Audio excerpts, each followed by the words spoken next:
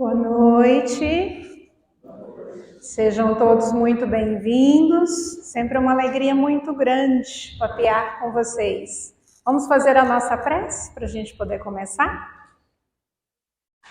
Nós pedimos ao nosso Mestre Jesus que derrame sobre nós as suas bênçãos, estejamos sempre conectados com a sua luz, com a sua amorosidade e que o assunto dessa noite toque os nossos corações, abrindo-os para uma nova percepção dos seus ensinamentos.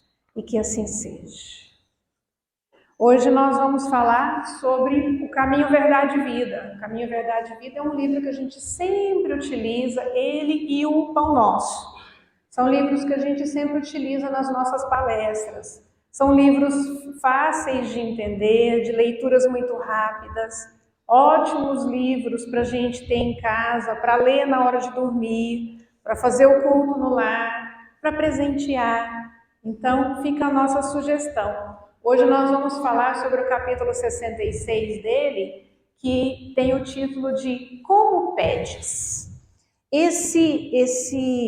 Essa fala está fundamentada no Evangelho de João, em que ele diz: até agora nada pedistes em meu nome, pedi e recebereis, para que o vosso gozo se cumpra.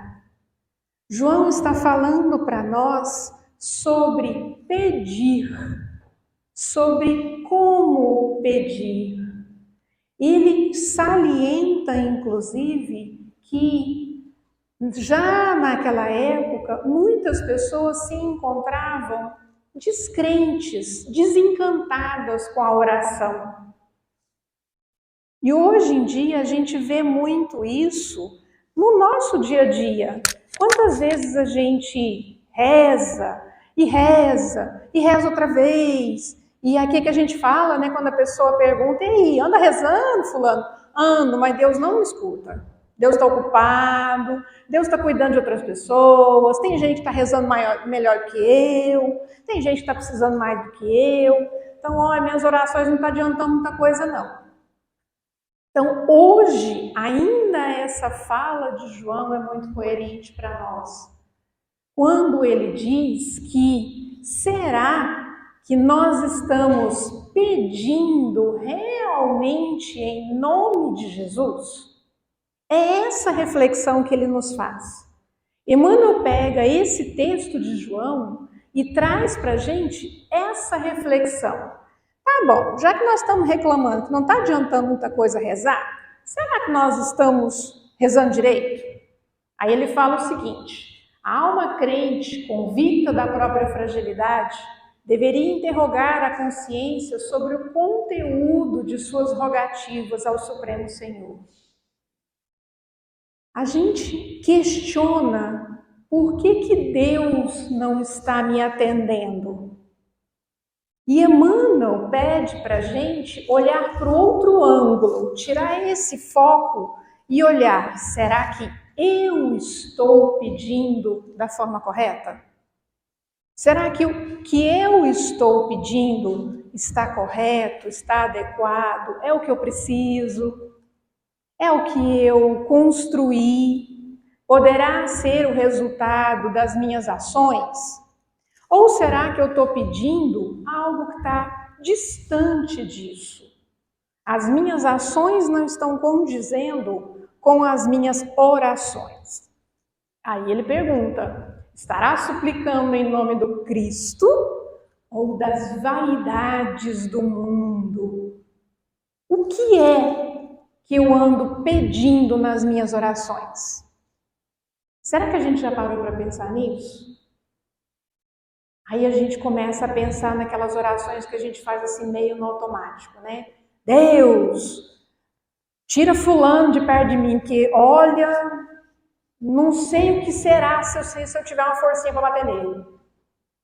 Deus, conserta fulano para mim, porque não, ninguém dá conta não. Sabe aquele meu parente, Deus? Pois é, dá para você dar uma consertadinha nele, porque tá difícil. A coisa não tá fácil. Deus, ó, um dinheirinho a mais seria bom, viu? Porque, olha, a situação tá feia, não tá fácil não, as coisas estão apertadas, você sabe aí como é que tá o negócio. Então, dá uma melhoradinha aí na renda. Deus, olha, aquele carrinho que eu tô precisando, nada até hoje, você acredita? Pois é, estamos esperando aí, o senhor nem para providenciar isso, né? Então, tá meio difícil. Deus, calor! O senhor tá prestando atenção no calorão que anda fazendo? Aí a hora que chove, Deus, chuva. Pelo amor de Deus, olha, não conta assim não. Como é que vai trabalhar debaixo dessa chuva? Sempre estamos rogando por aquilo que é a nossa melhor conveniência, por aquilo que atenderá ao nosso desejo pessoal daquele momento. Isso que ele quer dizer com vaidades do mundo. Nem sempre são só coisas materiais. Muitas vezes eu estou pedindo para Deus tirar de mim um sofrimento e que, na verdade, aquele sofrimento é meu instrumento de transformação. É meu instrumento de crescimento. E se Deus tirar esse sofrimento de mim, lá vai eu fazer besteira de novo. Lá vai eu pro caminho errado outra vez. E o sofrimento é quem vai me moldar, é quem vai me trazer para o caminho correto. E eu estou pedindo para Deus tirar ele de mim. Eu estou pedindo para Deus não trazer ele para mim. Os que se revelam desanimados com a oração confessam a infantilidade das suas rogativas. Isso que está falando é Emmanuel. Quando ele fala em infantilidade, ele está olhando justamente para esse aspecto, o aspecto de atender às minhas necessidades mais urgentes. Aquilo que eu quero agora, para já. Aquilo que eu entendo que vai me fazer feliz, que vai me deixar confortável, que vai atender ao meu ego, à minha vontade. Essa é a infantilidade, porque na infância nós vivemos de atender às nossas necessidades, não é isso? Quero, sou atendido. Preciso, me é dado. Eu vivo dos cuidados que me são oferecidos e geralmente eles são oferecidos na hora. A criança chora, é atendida. Ela tem fome, ela come na hora. Lá na frente, quando ela começa a interagir com outras crianças, quando ela vai para a escolinha, ela começa a aprender um pouquinho do que é dividir, do que é não ser atendida na hora. Ela começa a construção dessa personalidade. Aí eu chego na fase adulta e continuo querendo agir como criança. Me atenda agora, Deus. Eu preciso disso agora, não é depois, não é amanhã, é agora. E quando eu não sou atendida, aí eu reclamo. Ah, Deus não gosta de mim, Deus não me atende, Deus nem está se importando comigo. No Evangelho, Kardec fala o seguinte: a vossa prece deve conter o pedido das graças de que necessitais, mas de que necessitais em realidade. Inútil, portanto, pedir ao Senhor que vos abrevie as provas, que vos dê alegrias e riquezas. Ele reforça essa fala de Emmanuel quando eu peço aquilo que eu acredito que eu preciso e não aquilo que eu necessito. O que eu preciso é a minha vontade dizendo. É o meu eu absoluto, poderoso, arrogante, individualista que quer. Agora, o que eu necessito são as ferramentas para mim construir um ser humano melhor. O que eu necessito geralmente é diferente do que eu preciso. O que eu preciso vem muito dessa vontade do eu. O que eu necessito é aquilo que é importante para eu me tornar um ser humano melhor. E nem sempre o que eu necessito, eu quero. Por quê? Eu necessito da dor para aprender a valorizar a saúde, certo?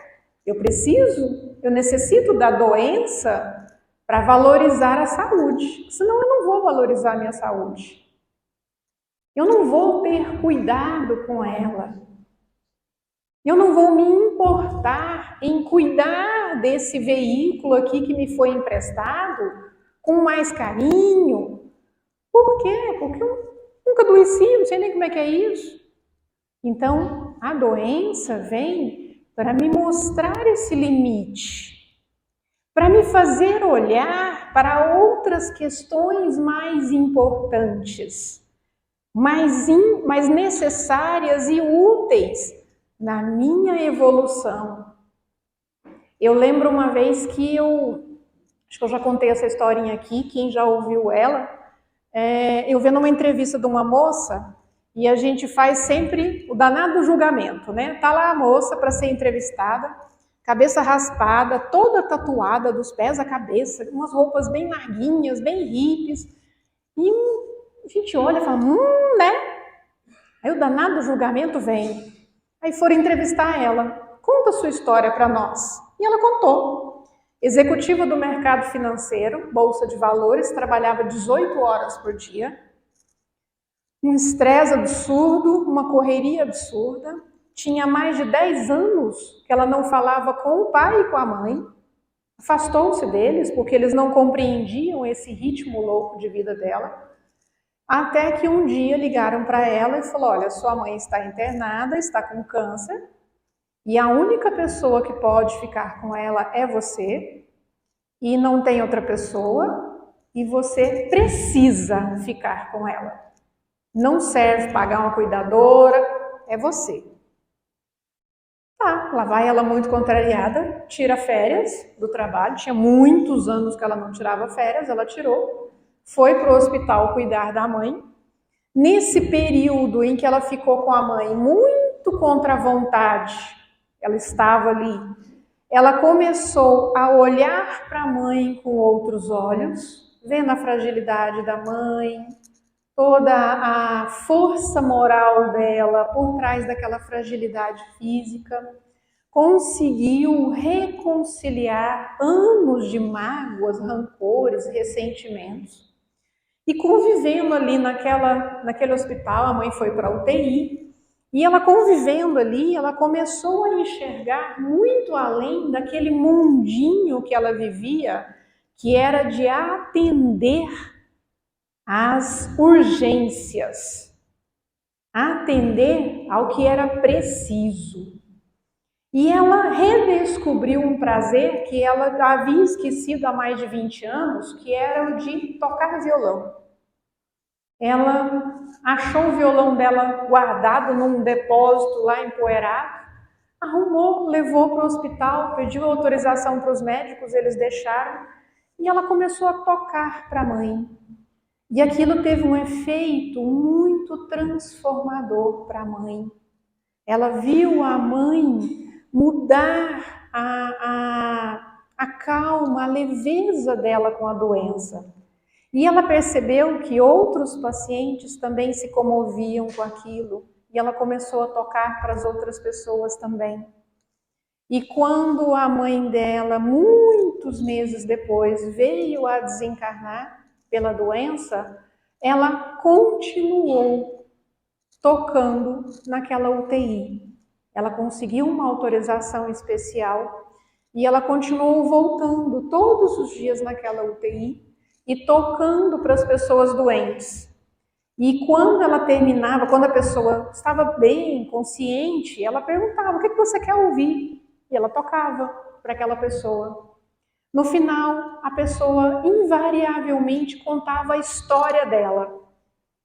Porque, como ela tinha chegado até ali, como a doença levou ela até aquele lugar, o quão ela estava sozinha, quanto ela estava se sentindo triste. E aí essa moça começou a perguntar para essas pessoas: do que a doença te curou? E essa pergunta levava as pessoas a uma reflexão extremamente profunda. E elas conseguiam perceber que a doença física tinha curado elas de coisas imensas que até então elas não tinham prestado atenção. De orgulhos, vaidades, arrogâncias, afastamentos, isolamentos. Ela própria, aquela moça, havia sido curada disso. Por isso ela começou a fazer essa pergunta. E até hoje ela continua frequentando a UTI desse hospital e cantando para as pessoas que estão ali. E ao final de cada música ela pergunta para as pessoas: do que a doença te curou? É disso que Emmanuel, que Kardec fala sobre a nossa oração. Do que é que nós queremos ser curados de verdade quando a gente ora, quando a gente reza? Do que é que nós queremos ser curados? Nós queremos ser curados do parente difícil? Nós queremos ser curados do colega de trabalho intransigente? Do chefe insuportável? Do calor absurdo? Da chuva torrencial? Ou será que nós queremos ser curados, ou nós precisamos ser curados, da nossa intolerância com o nosso semelhante, da nossa pouca paciência com o nosso parente difícil, da nossa arrogância perante os nossos colegas de trabalho, perante aqueles que nos servem? Será que não existe algo muito maior para o qual nós precisamos pedir cura, para o qual nós precisamos pedir a Deus que olhe com mais carinho? Pedir em nome de Jesus é aceitar-lhe a vontade sábia e amorosa, é entregar-se-lhe de coração para que nos seja concedido o necessário. Orar em nome de Deus, em nome de Jesus, é confiar. Porque a gente não confia. A gente fala assim: vou entregar para Deus os meus problemas, mas entrega com essa mão e segura com essa. É ou não é? Deus, olha, minha vida está difícil, você podia me dar uma ajudadinha. Ah, mas você não vai fazer nada mesmo, então eu vou tomar as providências do que tem que fazer. Você está muito ocupado com outras pessoas, né? O seu Luiz precisa mais do que eu, então vou nem pedir também mais não.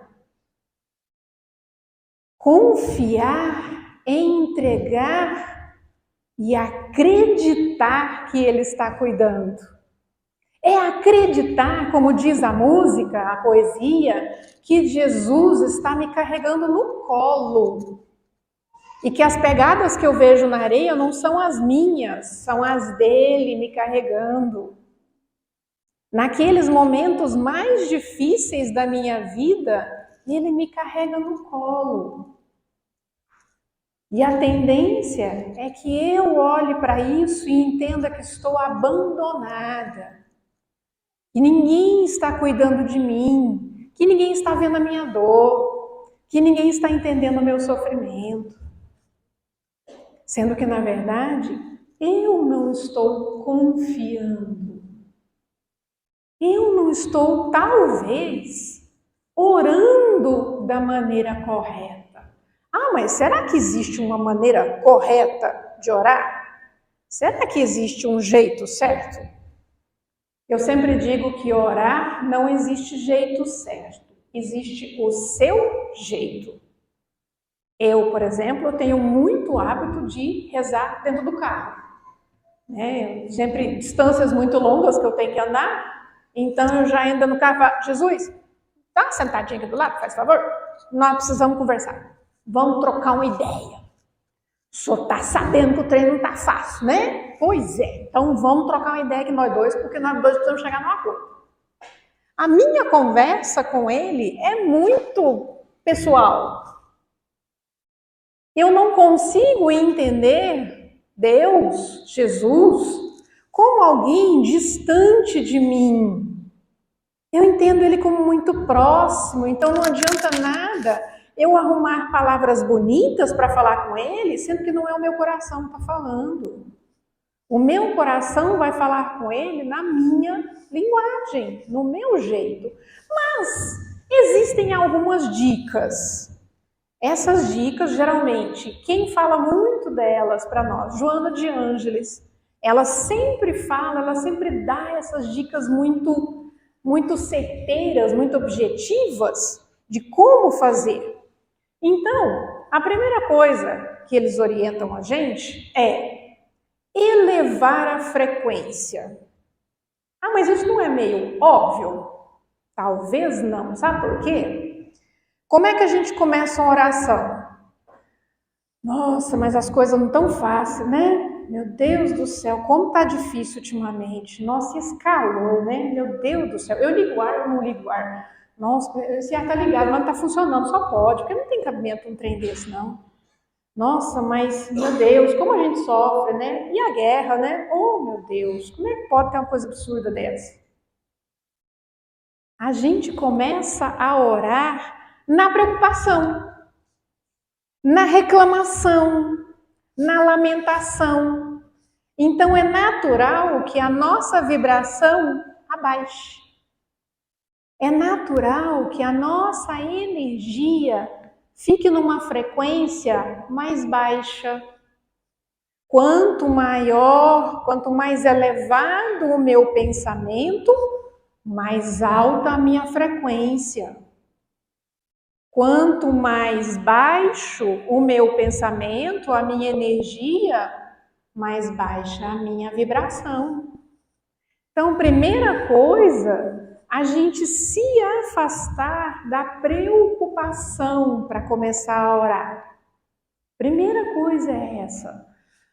Tá, deixa eu dar uma desconectada, realmente as coisas não estão fáceis, mas vão melhorar. Eu tenho certeza que nós estamos no caminho para isso. Então, vou me preparar para fazer a minha oração. Primeira coisa, eu me afastar da frequência baixa, elevar a minha frequência. Segunda questão, respiração. Vocês já perceberam que quando a gente está bravo, o povo fala para a gente assim, respira! E você quase bate nele com um balão de oxigênio? Estou respirando, senão eu tinha morrido. Lógico, a gente não para de respirar. Só que percebam como a nossa respiração muda conforme está o nosso estado de ânimo. Quanto mais brava, nervosa, irritada eu estou, mais a minha respiração é curta, ela é rápida. Podem perceber que nos filmes e novelas isso é potencializado, né? O ator fica nervoso, ele... Então, mas aí você fica olhando e fala, não faço isso? Tá doido? Para que isso? Preste atenção na sua própria respiração quando você está irritado, nervoso, chateado. Ela fica rápida, ela fica curta. Você pode até não fazer esse barulho todo, mas ela fica muito curta. Ela fica daqui para cima só. Ela fica bem curtinha. E aí, qual é a sugestão que eles dão para nós? Tornar essa respiração longa. Como a gente torna essa respiração longa? Mais ou menos como nós, os chatos dos cuidadores, deitamos vocês na maca e fala, respira na barriguinha. Quem já escutou isso a gente falando, né? Respirar na barriguinha nada mais é do que a gente encher a barriga de ar e esvaziar a barriga, não aqui, aqui. Encher a barriguinha, põe a mãozinha em cima para sentir. Barriguinha encheu, esvaziou, a barriguinha esvaziou, até lá atrás. Deixar o ar entrar e eu esperar um pouquinho para soltar ele. Não é encher. Não. Enche, conta 1, 2, 3, solta. Ninguém vai morrer nesses 3, pode ficar tranquilo. Solta, deixa o ar sair até esvaziar completamente. Só aí nós vamos perceber que a nossa respiração é tão curta que a gente não esvazia completamente. Mal a gente já soltou, já está querendo encher de novo. A gente não tem o hábito de respirar devagar. E para que serve respirar devagar para rezar, meu São Cristóvão? Deus já está lá esperando, batendo a mãozinha, o pezinho, esperando eu falar o que é que eu quero e eu estou aqui respirando ainda. Respirar devagar oxigena o cérebro, me desconecta das preocupações, eleva a minha vibração e, consequentemente, me acalma.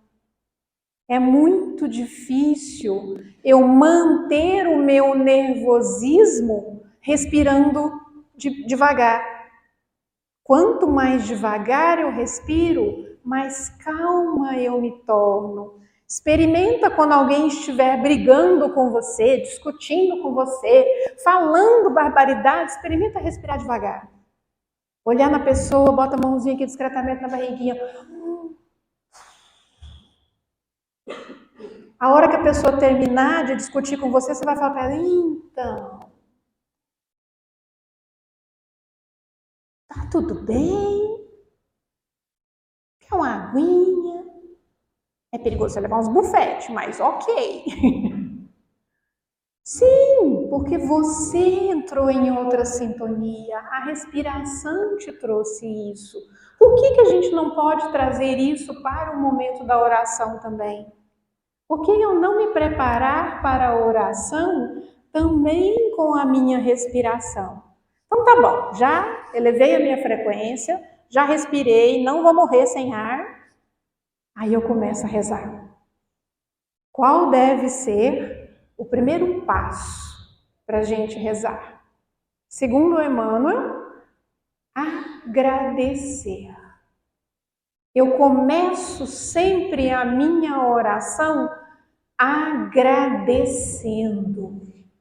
Agradecendo pela vida, agradecendo pelas dores, pelos sofrimentos, pelo trânsito, pelo calor, pela chuva. Agradecendo, porque quando eu agradeço, eu estou demonstrando humildade perante aquilo que me é oferecido como necessário para a minha vida.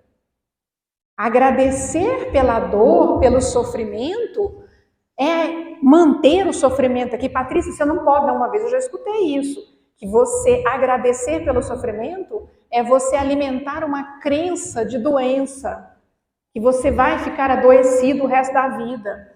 Não. Agradecer pelo sofrimento é agradecer por aquele instrumento que está servindo de transformação na minha vida. Eu não estou cultuando o sofrimento. Estou só agradecendo por eu me tornar um ser humano melhor com aquele sofrimento. É diferente. Então, quando eu agradeço, eu começo a minha oração demonstrando para mim e para Deus que eu estou grata por aquilo que me foi oferecido até o momento. Portanto, disponível para receber. Aí qual que é o segundo item? Pedir pelos que sofrem. Todos os que sofrem. Todos, indistintamente. O amor universal pregado por Jesus só existe quando eu consigo oferecê-lo a quem é útil para mim, a quem me ama e também a quem não é útil para mim e a quem não me ama. Esse é o amor universal. Esse é o amor que banha a multidão, como Jesus disse. Porque ele não separa as pessoas por cor, religião, sexualidade, opinião política. Todos somos iguais perante o amor. Então, quando eu consigo, na minha oração, pedir pelos que sofrem, eu estou pedindo para todos os que sofrem. Aqueles que sofrem dores físicas, doenças, limitações, aqueles que sofrem por estarem presos, estarem privados da sua liberdade, por terem cometido um erro, aqueles que estão aprisionados por ódios, rancores, mágoas, aqueles que têm alguma dificuldade comigo, que eu os magoei de alguma forma ou que eles me magoaram, também sofrem. Então, se eu consigo pedir por eles, eu me abro para o amor universal. Eu me abro para o amor integral. E aí, por último, eu peço para mim, Porque aí eu escuto muito a gente no alto da nossa humildade, né? Como diz o Sérgio Venço, na humildade ninguém ganha da gente. Na nossa humildade, a gente fala, não, eu peço para todo mundo, mas não peço para mim. Como é que você vai fazer isso tudo se você não pede para você, criatura? Tem que pedir para a gente, sim. A gente não está lá no topo da lista? Não, mas a gente está na lista. Como é que Jesus falou para a gente? Amar ao próximo como a ti mesmo. E aí, o que quer dizer isso? A gente sair amando todo mundo, menos a gente, certo? Não, é experimentar aqui primeiro. Colocar esse amor em prática aqui. Me amar, me respeitar, respeitar as minhas limitações, as minhas sombras, as minhas dores, as minhas dificuldades. Quando eu consigo fazer isso, eu fecho essa oração com todo o contexto necessário para ela ser uma oração útil, para ela chegar àquilo que João falou lá no Evangelho, do gozo de Deus, que é a manifestação da alegria de Deus. Quando eu consigo fechar esse ciclo da minha oração, nesse contexto, eu consigo transformar a minha oração numa ferramenta de calma para mim, de leveza para mim e de cuidado comigo e com o outro. Hoje, a ciência já comprova a eficácia da oração. Então, por que não nós tornarmos a nossa oração mais eficaz? Por que não a gente ter a oração como um instrumento de salvação para nós e para o outro? Vamos experimentar? Vamos botar isso aí na prática?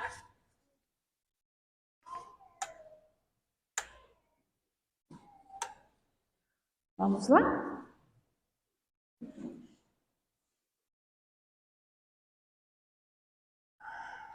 Vou pedir para que vocês se sentem da maneira mais confortável.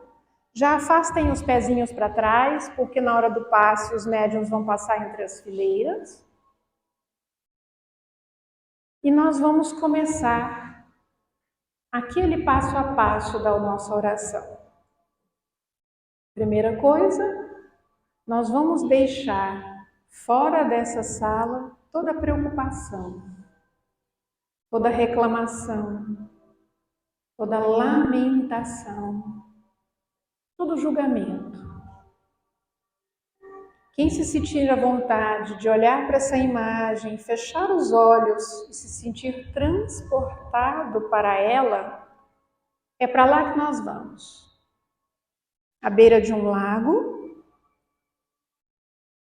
nós vamos sentar na areia, colocando os pés na direção da água.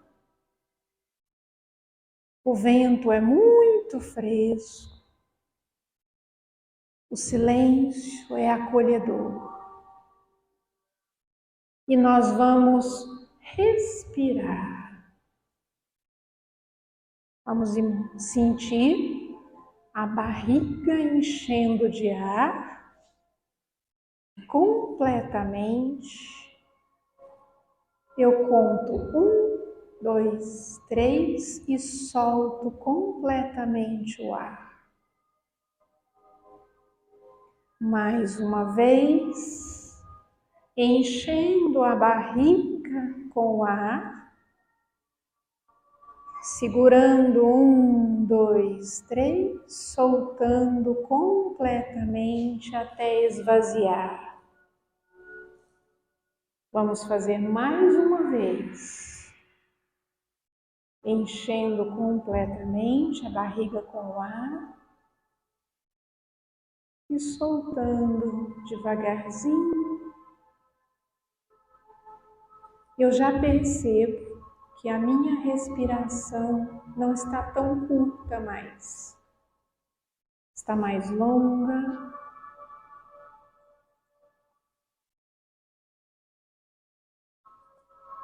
E agora eu começo a minha oração agradecendo. Pelo que eu quero agradecer? Cada um de nós faça uma pequena listinha mental. Eu agradeço pela vida, eu agradeço pelo meu corpo, eu agradeço pela possibilidade dessa encarnação e dos aprendizados que ela me oferece. Eu agradeço pelas dificuldades, pelo sofrimento, pela dor que me ensina, pelo sacrifício que me faz crescer.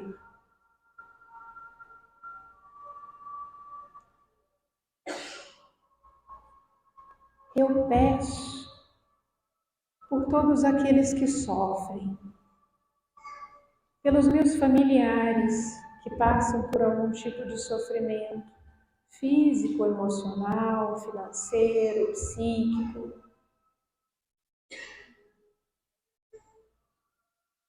Eu peço pelo cuidado com cada uma dessas pessoas a quem eu amo, que me são caras, que me são preciosas. Eu peço por aqueles que estão mais distantes de mim, parentes, amigos, conhecidos, que também sofrem por algum motivo, que passam por alguma dificuldade. Eu peço por aqueles que erraram e que por algum motivo foram privados da sua liberdade. Estão nas prisões, nos cárceres. Eu peço por aqueles que estão em meio a conflitos familiares, conflitos profissionais, conflitos de guerra. Que todos aqueles que sofrem recebam o lenitivo, o bálsamo do cuidado de Deus no coração de cada um. Eu peço por mim, por cada um de nós, que possamos receber o cuidado da espiritualidade maior de Deus, cuidando dos passos de cada um de nós.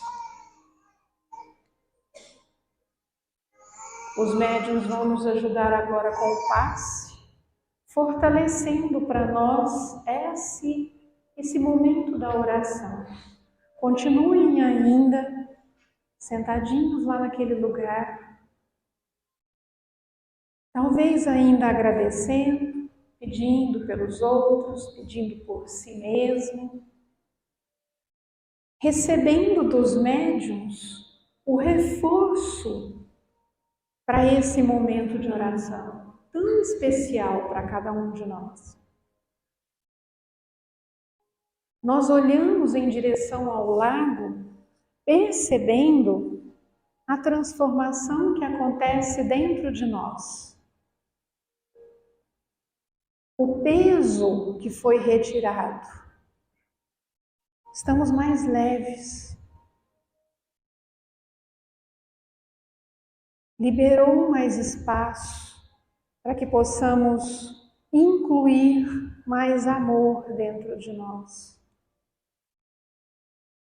Cada um de nós se levanta lá naquela praia, olhando na direção das águas, e nós percebemos a imagem de Jesus lá no meio do lago. Ele de pé sobre as águas, olhando diretamente para cada um de nós.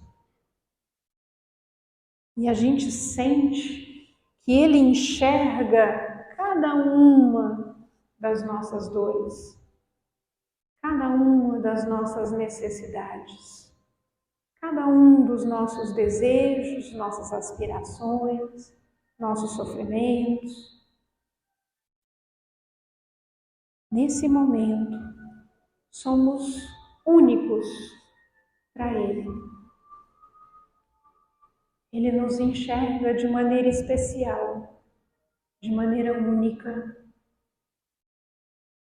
E nesse momento, cada um de nós vai entregar para Ele aquilo que é pesado, aquilo que é difícil para nós.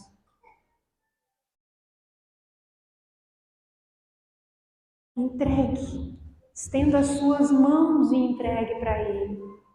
Confie que Ele está recebendo. Confie que Ele pega de você todo esse peso. Confie que Ele cuida do que é mais difícil e mais especial para você. Cada um de nós agora vem caminhando de volta aqui para o salão. Lentamente, voltando para cá e sentando no mesmo lugar onde a gente está. E nós trouxemos com a gente uma flor que nos foi entregue por mensageiros de Jesus. Uma flor amarela, das pétalas bem brilhantes. E essa flor representa o cuidado dele com cada um de nós. O amor dele por nós. Segure essa flor junto ao peito, trazendo esse sentimento de maneira forte, consistente, para si mesmo. É Jesus te ouvindo, ouvindo a sua oração, ouvindo o seu apelo, a sua rogativa. E cada um de nós confia. Cada um de nós agora tem a certeza de ser cuidado por Jesus. Tenha certeza de que as suas dores são aliviadas por Ele. Nós ainda respirando lentamente, profundamente, nós internalizamos essa paz que tomou conta de nós. Uma paz que vai nos acompanhar por todos os dias. Uma paz que vai representar um novo período na nossa vida. Um período de transformação, de leveza, de construção de uma nova caminhada. Cada um de nós agora tem a certeza desse novo ciclo que se inicia. Um ciclo de muitas bênçãos na nossa vida. E nós vamos juntos agradecer por esse momento de oração e pelas bênçãos que nós recebemos. A uma só voz, nós elevamos a Jesus o nosso agradecimento, dizendo: Pai nosso que estais nos céus, santificado seja o vosso nome. Venha a nós o vosso reino. Seja feita a vossa vontade, assim na terra como no céu. O pão nosso de cada dia nos dai hoje. Perdoai as nossas ofensas, assim como nós perdoamos a quem nos tenha ofendido. Não nos deixeis cair em tentação, mas livrai-nos de todo o mal. E que as bênçãos se façam sobre todos aqueles nomes que foram colocados nos livros, sobre as nossas águas, e que possamos voltar para casa em paz. E que assim seja.